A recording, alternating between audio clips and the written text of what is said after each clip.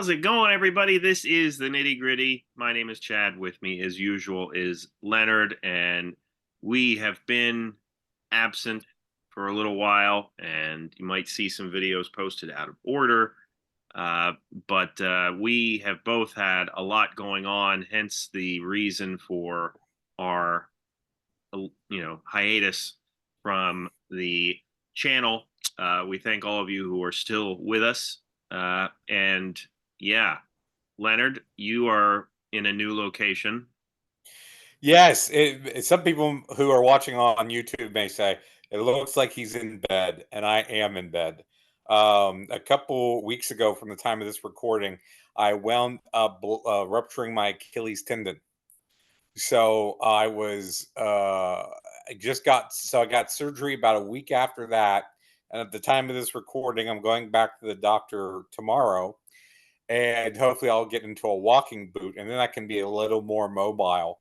Other than that, during the past 2 weeks, I pretty much was going from the bed to the bathroom and back. Got to keep all weight off of it. And from a previous video, some might remember that I was in a play, Clue, which was kind of changing our schedule for taping a little bit. And I had to pull out of that, unfortunately, because I can't be on my feet. So that's been my reason why we haven't recorded in a bit, because I've been just with surgery and appointments and just being laid up. It just kind of threw me off the schedule. So hopefully next week I'll be back in my usual post downstairs of the apartment that we're in. Yeah, making the best of it. Yeah, it's a crappy situation for sure, all around, and we're glad that you are talking with us, even if it is from your bed. And Mm. yeah, hopefully the injury gets healed quickly.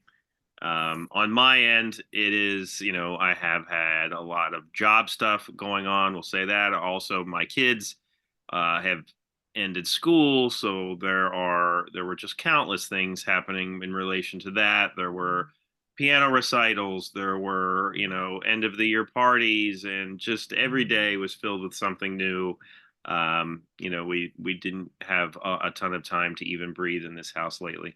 But the kids are done with school. My wife will be done with school soon. There's a heat wave going on, and we're all trying to stay cool. And today, we're going to be bringing you another one of our book reviews. And we've done this a couple times. Every now and then, we'll give you a review of something random like this. And this is not a new book, but it is one I came across because if you're lucky enough to have a Spotify premium membership, you will note that some of the audiobooks on there are free.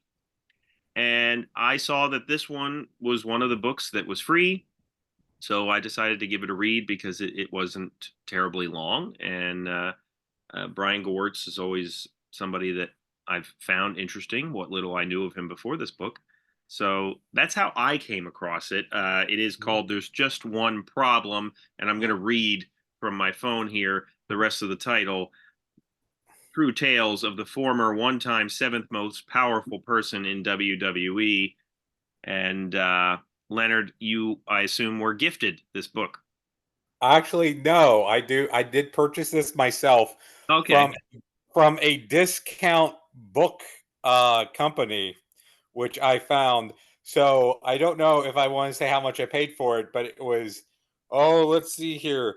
Let's see if it has a retail price on the book it somewhere. $30. So I paid probably about a quarter of that. Well, hey, sounds like you got a good deal. This, Yeah. I found this place, and I had purchased some books like for my wife for Christmas. And when perusing around things that I enjoy, like wrestling and comics, I found a few other books, and that's where and how I picked it up. yeah, it was published August 16th, 2022. It's 288 pages, and the audiobook is not read by Brian Gewirtz, but the person who reads the audiobook did a good job. Off the top of my head, I can't think of any mispronunciations of wrestling terms or events. So, but because I say that because that has happened in other books I've read. I Uh, could I, I could see that. yeah. So, um, yeah, I mean, this was so I'll just say I've like there's a lot of interesting stories in this book. And Mhm. I read it, longer ago than what Leonard did. So Leonard could probably detail some of the more specific stories that he Sure. recalled. But I will I just should mention, since I've been laid up in bed, I've been reading a lot, so that's what made me pull this off the shelf and said, "Hey, let's get this read and something we can talk about." absolutely. There's a lot of it is funny. There's a lot of interesting stories in it. I'm on Goodreads, and one of the things that I said on Goodreads, I'll reserve my, showing my rating until the end. But one of the things I said on Goodreads is that it reads more like a patchwork than it does a general Mhm, autobiography. mhm. So I'll start there. Leonard, why don't you tell us some of your thoughts? Sure. Well, I would kind of agree with that, and I like the fact that it wasn't a straight linear narrative. I had just recently read as well Mel Brooks's autobiography, and it is year by year in order. Oh wow. And there's a lot about his early life I didn't particularly care about. His service during World War II Right. didn't particularly care about. It's like, let's get to the movies. Let's get to those things. And so I would have to say that Gerwitz does that he doesn't like, and because I was coming off the Brooks book, I was like, man, I hope the first like 3 or 4 chapters ain't about this guy as a kid because I don't care. Right. And it's not. He does have a little bit about his background and how he was a wrestling fan and what he was doing in college and coming out of college and becoming a comedy writer. Some of that stuff and how it ties in, but it's not a linear narrative. And I kind of like that about it. It's in general order, but not particularly. And I would say he led the book with his best story, that being part of the wrestler's court, Right. um, which as soon as I read that, I was interested.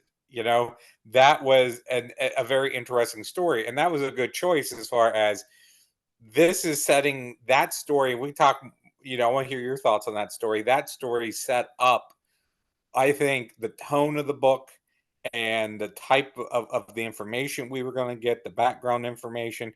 I think he uses that to kind of set up what the world of WWE that he was in was like.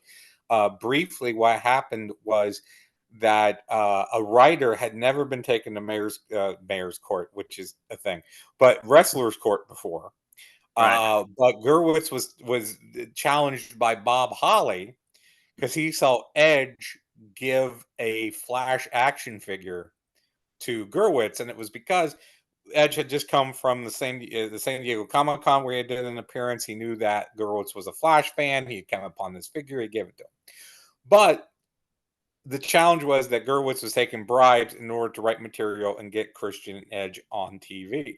And that's something I thought was very interesting that he did talk about throughout the book was the idea of that he had a lot of power of who was getting on TV and who wasn't getting on TV, and how he connected to a lot of the younger and newer guys like Kurt Angle and Edge and Christian and The Rock, and how a lot of the older guys like Stone Cold Steve Austin and Bob Holly and such, and Triple H even though he worked very closely with Vince and Stephanie, hated him. And now he says, "Oh, we're on good terms now because he's not there." But hated him at the time. So I think that story makes a good break between what wrestling had been before, the Attitude Era, and what it has become after. The idea that being a quote unquote writer for wrestling is now much more common and more of a thing than it had been before, where you had bookers and agents and people helping guys lay out matches, but they weren't writing storylines, they weren't writing promos.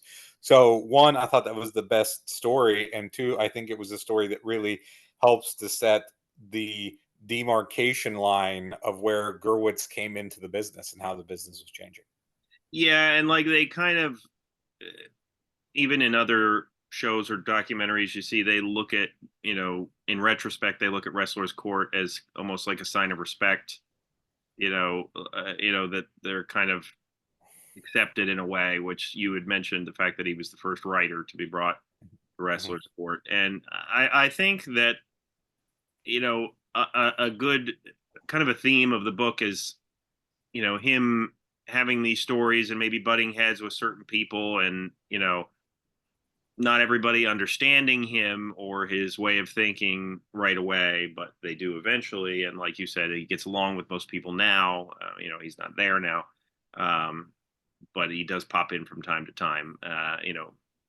So anytime you see anything with The Rock, even these days, chances are he's Yeah, because and he works for The Rock's 7 Bucks Productions. I forget his exact title with the company.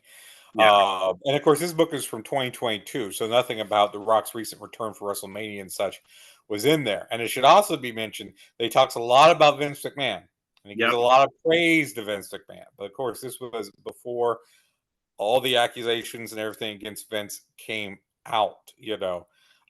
Some of those may have came out when the book was published, but I know not at the time that he was writing the book. and there's a lot of, like, between this book and Jim Ross's second book, Under the Black Hat, you really get a more like a better idea if you kind of combine them as to the way Vince was behind the scenes. And he does have respect for Vince, but they also were at odds many times. And Yeah, maybe Brian Gewirtz was better at times picking his fights more so than like a Paul Heyman, which any podcast you listen to, Paul Heyman would you know beat a dead horse with some of his battles. But mhm. um, That's why I think was interesting was Gerwitz definitely labels himself as an introvert, yeah, and finding himself in this world and how he had to learn to kind of stand up for himself, but within that, picking the hill he wanted to die on. right. And you say introvert, and like, so now if you're watching any of the A&E stuff that WWE does, you'll notice that he does make a lot of appearances in interviews now, because he was the main writer and he had a big hand in a lot of things that were happening then. And like, you could see how he's more of an introvert, maybe more like not used to giving interviews. And at the same time, like, another former 411 colleague of ours read this book and talked about how, um, he questioned, he being Tony Marinella, questioned whether or not he had a ton of respect for the wrestling business as a whole, and maybe that he was found himself funnier than he maybe was in reality. And I can kind of see, like, a little bit of smarminess, in how he, Mhm. and like, if I were there behind the scenes, I can see where he might rub certain people like that. You're a young, cocky writer, and here are all these, big wrestlers, and you're trying to help them. He's very self-effacing in the book, but at the same Yes. time, it feels very tongue in cheek. It feels Yeah. like, well, I'm going to cut me down so you can't cut me down, kind of a Right. thing. Yeah. No. And Absolutely. I do feel that a lot of the humor is forced. Hmm. It is funny, but he's trying too hard to be funny. And it feels like a sitcom writer wrote it because there's a lot of the same joke structures. Like Yeah. he'll say, "Oh, well, I said blah blah blah blah blah."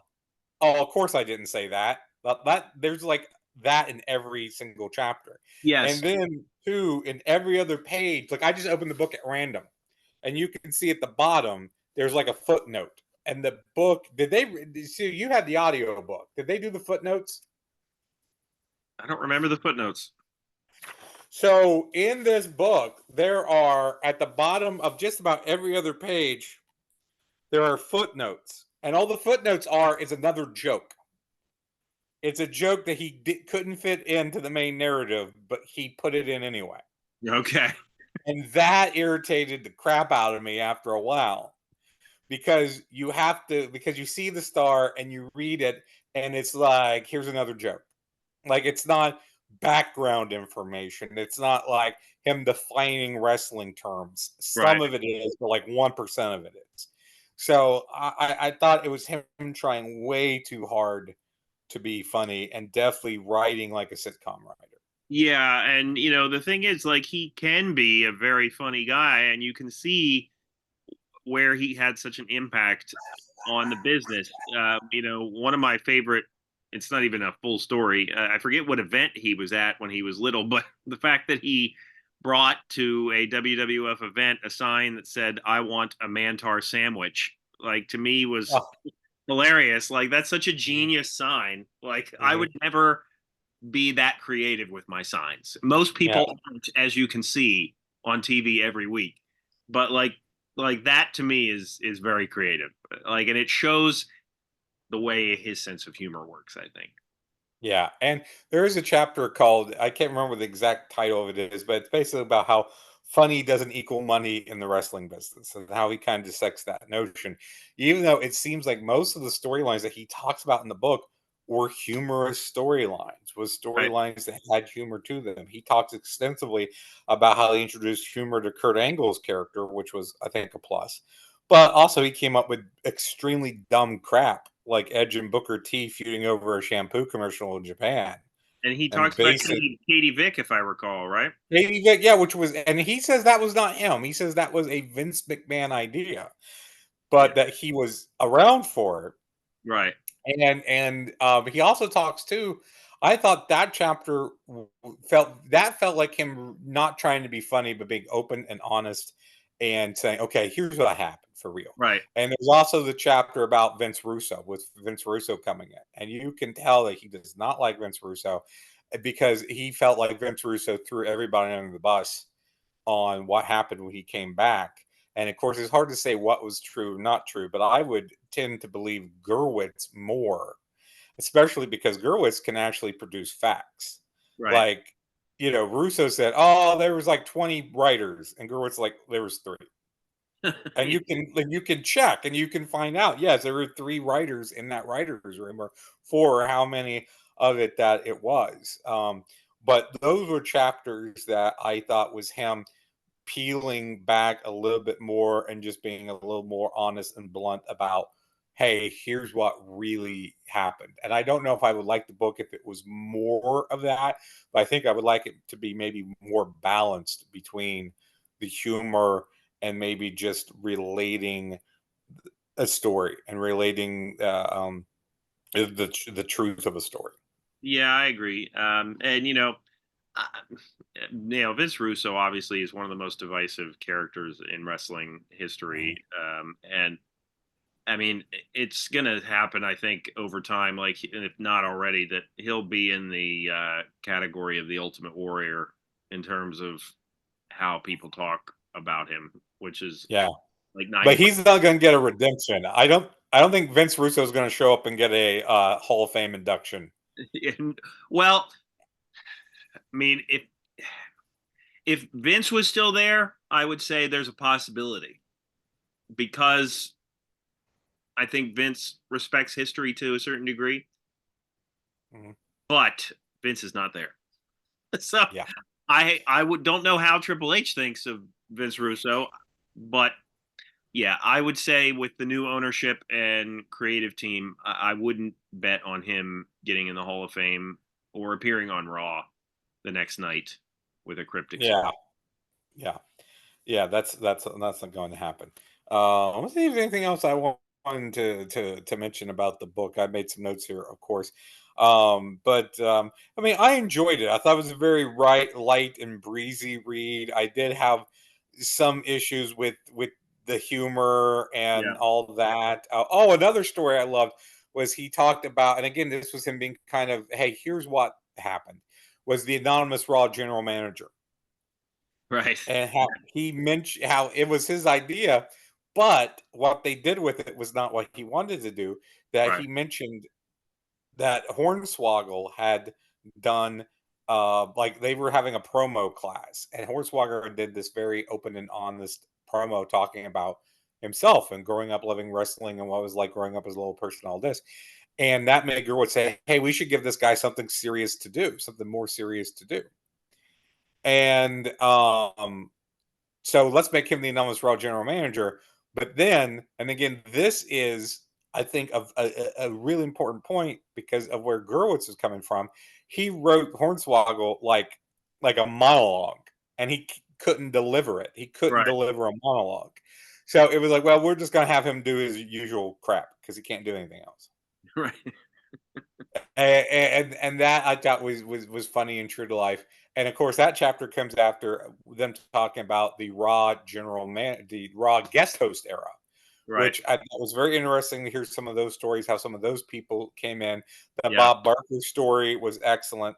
Yeah. I think everybody will say Bob Barker was the best guest host, and that story was really cool to read. I enjoyed that, and so that was another part of the book I liked and I read. There's a lot about the about working with Austin. He talks about Austin leaving the company because they wanted him the job to Brock Lesnar and what that was like. There's a lot about Cena and Rock in there, Hmm. and how Cena, he didn't get along tremendously well with Cena, and I think that's interesting. But I don't know if this has anything to do with it. He doesn't comment on this, but the fact that Cena came from OVW, like he learned a Jim Cornette way, and I don't know if that influenced what that relationship was like. Yeah. Could be. Um, yeah, but again, the idea of the old school versus the new school and that bumping heads, Yeah. that theme is throughout the book. Yeah. Absolutely. And he had good ideas and he had some bad ideas. Man, I hated that the anonymous Raw general manager era. I could Mhm. not. That annoyed the hell out of me. And he talks about, well, we had to do something. I'm like, no, you didn't. I mean, how for how many years was there not a general manager? And that's the thing. Like they got into this funk where it's like, oh, we have to have somebody. Why? Like, Go back and look at the 80s. Jack Tunney showed up maybe twice a year right? Yeah. when you needed a figurehead to do something. Right. Other than that, it was just these were the matches that were happening, you Yeah. And know? now they have Adam Pierce and Nick Aldis is still yeah, there. Nick Aldis. Who I know I don't watch every week, but they make appearances, but they're I don't know. It seems less intrusive their roles, and in even in AEW, they're starting to bring out not as a general manager, but they're starting to bring out Christopher Daniels in a as like an agent role, and like he'll come out and kind of make matches, but they also, of course, have the EVPs, they call themselves, Yes. executive vice president. But I don't know, like you said, back in the old days, you really didn't need all that. And I think there's this, you know, need now where like, oh, we have to have somebody. You don't really, but No, but but they're so used to it being that way. yeah, That's kind of one of those things now, and I don't know what the writing staff is like now, but that happened kind of with The Simpsons, where you had Simpsons writers who grew up on The Simpsons. So they were basically doing a copy of what they had already seen. right, right, And now you are having writers who are doing a copy of what Gerwitz did. you right. know they know, again, it's probably younger people, so it's people who know from the ruthless aggression era on up. Right. Yeah, true. So I gave this on Goodreads. You can only do like a 1 star, 2 star, 3 star. You Mhm. can't do halves on Goodreads. So I kind of wrote in there 3.5 out of 5. And because I liked it, I had some issues with it. Overall, it was an easy, Yeah. entertaining read. So worth checking out if you are interested in wrestling books. So I found that the Goodreads overall score was 4.1 stars. So you're a little under the average. Yeah. But I would probably be right around you. I mean, like I said, I did enjoy it. I thought it was a different viewpoint than other wrestling books I had read, which were mostly from wrestlers. I did read Eric Bischoff's book, which we talked about.